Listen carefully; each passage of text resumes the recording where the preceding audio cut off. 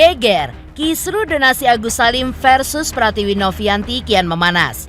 Tawaran, tantangan, dan intrik hukum membuat publik semakin terpana, apalagi jika membahas perihal uang senilai 300 juta rupiah dari Denny Sumargo untuk Agus yang seolah bak bom waktu yang kapan saja bisa meledak. Bagaimana tidak, tawaran itu pun muncul dengan syarat untuk Agus mencabut laporan terhadap Novi. Hal ini pun menjadi sebuah polemik baru di mana Agus pun merasa direndahkan karena tawaran tersebut disebarluaskan sebelum adanya kesepakatan antara dirinya dengan Densu. Dan Agus pun juga menyebut ia kembali menjadi bulan-bulanan warganet.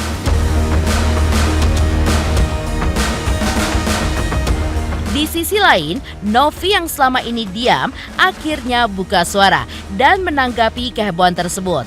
Lantas, seperti apakah kata Novi terkait hal tersebut?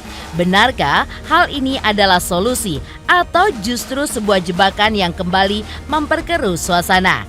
Lalu seperti apa pula konflik yang tidak kalah menarik yang kali ini melibatkan Firdaus Owiwobo yang kabarnya sudah ditunjuk menjadi kuasa hukum Novi saat tiba-tiba mendengar kliennya belum lama ini mengunjungi Irjen Pol Purnawirawan Ricky Sitohang.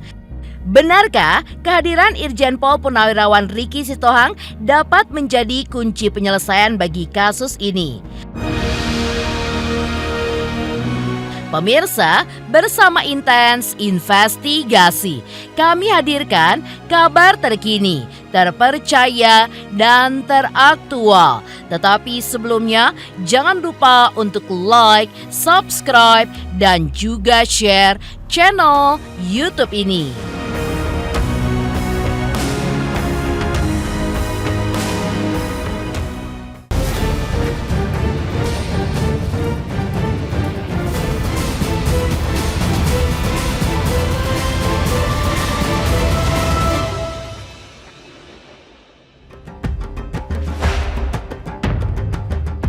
Kisru antara Agus Salim, korban penyiraman air keras, dan Pratiwi Novianti, pemilik yayasan yang menggalang donasi untuknya, kembali menjadi perhatian publik. Perselisihan ini pun semakin memanas setelah tawaran bantuan sebesar 300 juta rupiah dari Denny Sumargo kepada Agus dengan syarat mencabut laporan terhadap Novi mencuat ke publik. Agus mengaku kecewa atas penyebaran informasi tersebut. Ia pun merasa tindakan tersebut seolah menggiring opini netizen untuk kembali menyerang dirinya. Padahal menurut Agus, proses itu pun belum terjadi dan diskusi pun masih berlangsung. Namun, kenapa hal ini harus dipublikasikan? Sehingga membuat warganet ramai menghujatnya di sosial media di tengah dirinya yang kini sedang fokus dengan kesehatan matanya. Menanggapi kritik Agus, Novi pun akhirnya memberikan klarifikasi. Dalam wawancara dengan tim Intens Investigasi, Novi pun menyatakan bahwa setiap orang berhak berpendapat, termasuk Agus yang kecewa dengan penyebaran informasi tersebut. Lebih lanjut, Novi pun akhirnya mengungkapkan bahwa pembicaraan terkait tawaran 300 juta itu pun sebenarnya merupakan curahan hati kepada Bunda Korla.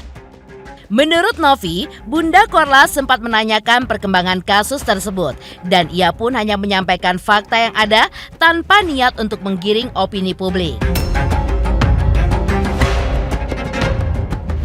Kemarin aku dapat informasi dari Bang Denny Sumargo dan juga keluarga terkait dia udah ditawarin uang untuk pengobatan operasi, dikasih 200 juta.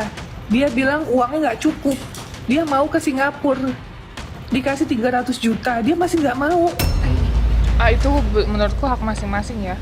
Hak masing-masing, dia mau memberikan statement apa terserah, tapi yang menurut kita benar ya kita jalani, itu aja sih. Sebenarnya kan itu curhatan saya sama Bunda Korla, karena kan beliau menanyakan sama saya. Dan yang saya bicarakan itu benar adanya, bukannya hoax, bahkan dia kan mengakui. Emang benar, masalah membocorkan itu hak masing-masing, seperti itu sih. Kalau saya lebih menceritakan apa yang sebenarnya terjadi, bukannya hoaks atau berita bohong, seperti itu. Fakta, ya. Dia juga ngaku kan soalnya.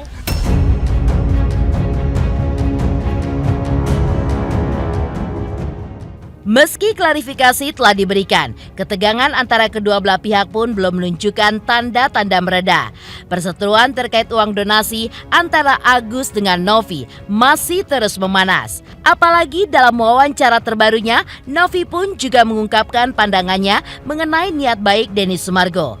Menurut Novi, apa yang dilakukan Denny Sumargo merupakan tindakan luar biasa. Ia pun menegaskan bahwa uang tersebut bukan berasal dari dana donasi, melainkan murni dari kantong Denny Sumargo. Dan Novi juga mengaku terkejut dengan pernyataan Agus yang menyebutkan bahwa uang sebesar 300 juta rupiah itu tidak cukup untuk kebutuhannya. Menurutnya, berapapun jumlahnya tidak akan cukup kalau seseorang tidak memiliki rasa syukur. Novi pun menambahkan bahwa orang di luar sana tidak seberuntung Agus. Dan seharusnya Agus pun bersyukur serta memaknai rasa syukur itu sendiri.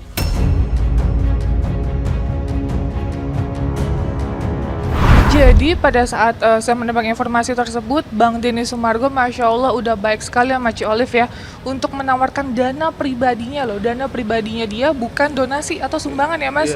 Gitu, untuk biaya berobat, untuk biaya katanya dia mau pulang ke Aceh. Tapi jujur saya pun kaget dengan statementnya dia, katanya nggak cukup. Uang itu mau di berapapun nggak akan cukup kalau manusia tidak ada rasa bersyukur. Gitu kalau untuk saya pribadi. Jadi saya pun sempat kaget juga terkait statementnya bilang 300 juta nggak cukup, sedangkan orang di luar sana dapat makan aja atau dapat uang 10.000, 15.000 mereka penuh rasa syukur. Seperti itu sih. Makna bersyukurnya harus lebih didalami.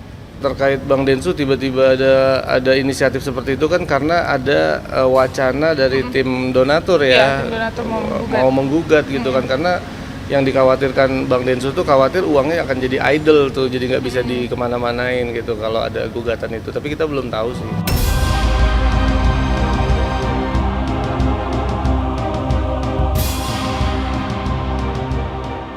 Perseteruan terkait uang donasi antara Agus Salim dan Novi juga kembali semakin panas dengan munculnya tudingan dari Farhad Abbas, kuasa hukum Agus, yang menyebut tawaran 300 juta rupiah dari Denny Sumargo sebagai bentuk suap.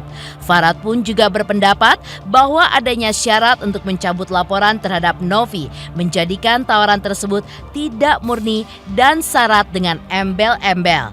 Namun, Novi bersama tim kuasa hukumnya yaitu Gary membantah keras tuduhan tersebut. Gary yang merupakan tim kuasa hukum Novi juga mendukung pernyataan tersebut dengan menjelaskan bahwa tawaran itu adalah bentuk kesepakatan yang sah antara pihak-pihak sipil. Tidak ada unsur paksaan ataupun pelanggaran hukum di dalamnya. Dengan tuduhan serius seperti ini, perhatian kini pun tertuju pada langkah-langkah hukum yang akan diambil oleh kedua belah pihak. Apakah tawaran ini akan membawa jalan keluar atau justru memperkeruh konflik yang sudah rumit? Publik pun masih menunggu kelanjutan drama sengketa donasi yang penuh liku ini. Masih menggiring opini. Nama baik Agus gitu. Nama baik Agus masih kalian rusak. Ya, termasuk Denny yang menelpon mau ngasih uang dan segala. Jujur aja, kalian tuh mau nyogok Agus supaya mungkin ganti pengacara, mungkin mencabut laporan, dan itu merupakan pidana juga, kejahatan. Ya, rekamannya ada, nggak bisa membantah lagi. Ya. Sebenarnya ini yang salah, cara-caranya cara-cara curang gitu. Kamu kan dia masih ada masalah hukum dengan saya, jangan bikin masalah hukum baru lagi gitu. Saya akan persoalkan ini, saya akan laporkan dia lagi. Bujur rayu 300 juta itu merupakan suap. Nggak ada bedanya, karena kita proses hukum. Kalau ada orang membayar uang dengan itu, kita anggap itu suap. Kita akan laporkan. Itu adalah upaya penyuapan, ya, nyogok, ya. Mau gue laporin nih, ada buktinya, rekaman suaranya, ya. Bukan yang menolaknya karena tidak boleh diberitahu pengacara Farhad Abbas, harus cabut laporan. Itu, jadi bukan menolak. Nah, sekarang ketahuan nama saya. Harusnya minta maaf nih Bang Farhad, sorry kita ini enggak kan? Malah Agus menolak, jadi kesannya Agus ini sombong menolak 300 juta. Ya, udah Den, untuk perkara ini kita akan laporkan Denny.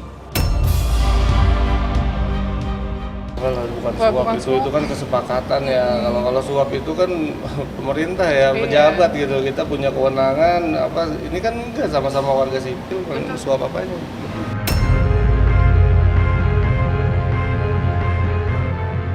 Pernyataan Farhad Abbas ini pun kembali memicu perdebatan di kalangan masyarakat. Sebagian mendukung pandangan Farhad yang menilai adanya syarat mencabut laporan bisa dianggap sebagai tekanan dan juga manipulasi.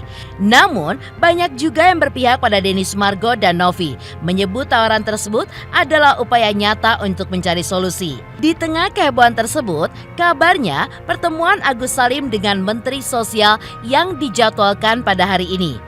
Dan dalam wawancaranya dengan tim intens investigasi kemarin, Novi pun menyampaikan harapannya agar Agus dapat memanfaatkan momen tersebut untuk menunjukkan itikat baik dan mengikuti arahan dari Kementerian Sosial. Menurut Novi, setiap saran dari Kemensos pasti sudah dipertimbangkan dengan matang untuk menyelesaikan masalah ini secara objektif. Gary yang juga mendampingi Novi menambahkan bahwa saran dari Kemensos harus dihormati dan juga dijalankan. Dengan kehadiran Agus, Farhad Abbas, serta berbagai pihak terkait, publik pun kini menunggu hasil dari diskusi tersebut. Sangat bijak, kan yang namanya kita dapat panggilan bersurat ya Mas, Iya, resmi, undangan itu wajib datang. Betul, wajib datang sih. Akan lebih baik itu menunjukkan itikat baik dalam penyelesaian kan, seperti itu ya. Betul.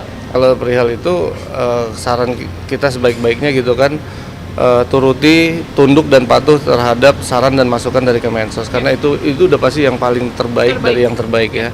Tapi kalau masih nggak mau, ya kita kembalikan lagi seperti apa baiknya. Lantas seperti apa hebohnya kunjungan Novi ke kediaman Irjen Pol Purnawiran Ricky Sitohang yang agaknya memicu kecemburuan Firdaus Oiwobo? Lantas, apa kata Novi terkait pertemuannya? 3 juta subscriber, luar biasa sekali 3 juta.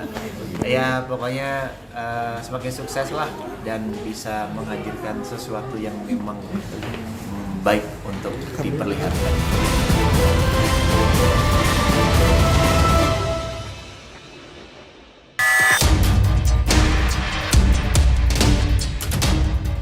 Kasus donasi antara Agus Salim dan Pratiwi Novianti semakin menarik perhatian berbagai kalangan. Dalam pernyataan terbarunya, Irjen Pol Purnawirawan Ricky Sitohang pun mengungkapkan bahwa Novi telah mengunjungi kantornya untuk secara langsung meminta dirinya bergabung sebagai bagian dari tim kuasa hukumnya.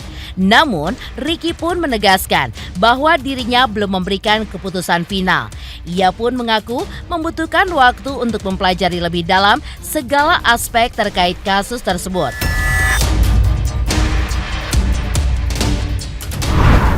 Jadi gini ya, beberapa hari yang lalu dari pihak asistennya nelfon saya juga ya, mohon ketemu dengan saya, aku berkenan jadi kuasa hukum saya, yaitu si Novinya. Ya. Saya juga nggak tahu alasan mereka untuk melakukan tindakan itu. Tapi saya sebagai seorang pemerhati, sebagai orang insya hamba Tuhan, sebagai pengacara tidak boleh menolak siapapun yang minta pertolongan kepada kita. Makanya kita diberi amanah menjadi seorang yang mengerti hukum. Nah faktanya memang tadi mereka datang kemari ya, menceritakan pokok permasalahannya.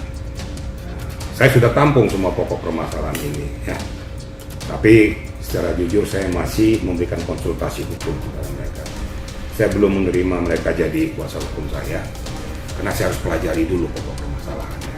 Saya nggak mau mendatangi orang atau orang mendatangi saya langsung tiba-tiba saya terima saja tanpa saya pelajari pokok permasalahan. Sehingga saya dudukkan dulu konstruksi hukumnya, di mana benang merahnya, di mana kelebihan dan kekurangannya, sehingga saya sampaikan dulu. Dan saya berikan jalan keluar kepada Novi, sebaiknya kamu melakukan ini. Sehingga kita berikan pencerahan lah kepada orang. Ya. Sehingga dia mengerti, memahami yang tadinya tidak mengerti bagaimana jalan keluarnya, akhirnya dia terbuka isi kepalanya. Itu yang saya jelaskan tadi kepada Novi maupun Gary yang datang ke tempat saya. Tidak lebih daripada itu, dan kalau dikatakan saya sudah jadi kuasa hukum, enggak. Belum. Tapi Pada saat tertentu, pada saat dia masih dijepit, terpaksa saya akan melakukan langkah-langkah untuk menyelamatkan orang-orang yang telah berbuat baik kepada manusia yang lainnya. Mungkin begitu jawaban saya ya.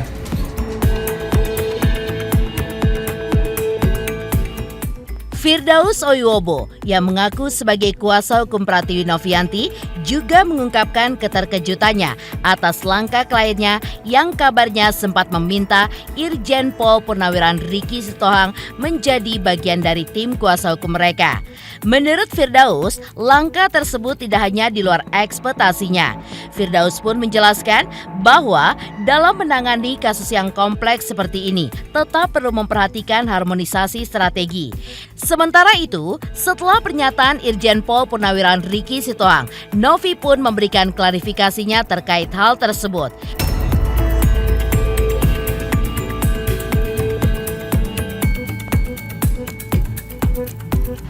Kan gue udah bilang dari awal, gue risih kalau banyak-banyak pengacara, gue risih. Kalau gue nggak biasa nangani pengacara itu kayak nasi uduk gitu loh. Gitu. Kan gue udah bilang, gue tuh pengacara paling risih. Gitu kan. Karena gue pinter gitu. Gue bukan pengacara. Kalau dikumpul-kumpulin lagi pengacara banyak-banyak, seakan-akan gitu loh. Buat apa? KUHP-nya cuma satu kok. Gue dokter hukum. Gitu. Ngapain lagi nyari pengacara? Kan gue udah bilang, gue masuk ke Novi itu, gue bilang jangan rame-rame. Ya. Jadi jangan cari-cari lagi pengacara. Yang sekarang kita pikirkan itu adalah menyelesaikan masalah. Kan gue udah bilang dari awal, gue mau masuk ke timnya Novi karena pengacara yang sesudah-sudah katanya sudah dimundur. Oke, kalau sudah mundur gue masuk. Gitu loh. Kalau gue udah masuk dia masih cari pengacara lagi, ya berarti nggak menghargai gue dong. Dan gue tadi pagi sudah WA sama Farhad Abbas, ya. Farhad Abbas sudah berbicara dengan gue panjang lebar, ya. Artinya di sini gue bilang ketum, kan gue panggil dia ketum karena kita satu partai kan kemarin. Ini bagaimana? Ada celah nggak Novi untuk didamaikan dengan si Agus? Gue panjang lebar, udah oke. Farhad Abbas pun sudah oke kok. Mau dia berdamai. Gue disuruh bikin kok draft perdamaiannya sesuai dengan apa yang kita inginkan, bahwa si Novi membiayai Agus ya dengan uang itu. Betul, ya.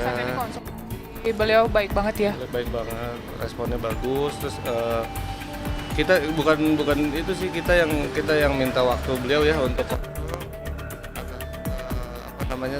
ya mediasi gitu kan, rangkaian. Memang sebelumnya Teteh tuh sempat sering memperhatikan statement beliau ya di media, dan memang dari awal Teteh memang mau konsul lah, sebagai beliau tuh kan berpengalaman di bidang penyidikan gitu kan, dan sekarang sebagai advokat tentunya pasti punya pandangan yang relevan untuk perihal ini gitu ya.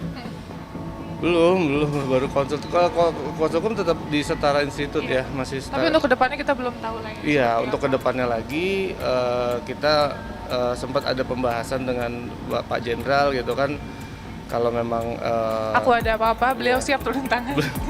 Katanya seperti itu. Kalau Novi terjepit, beliau langsung turun. Ya, gitu. betul. Baik banget beliau.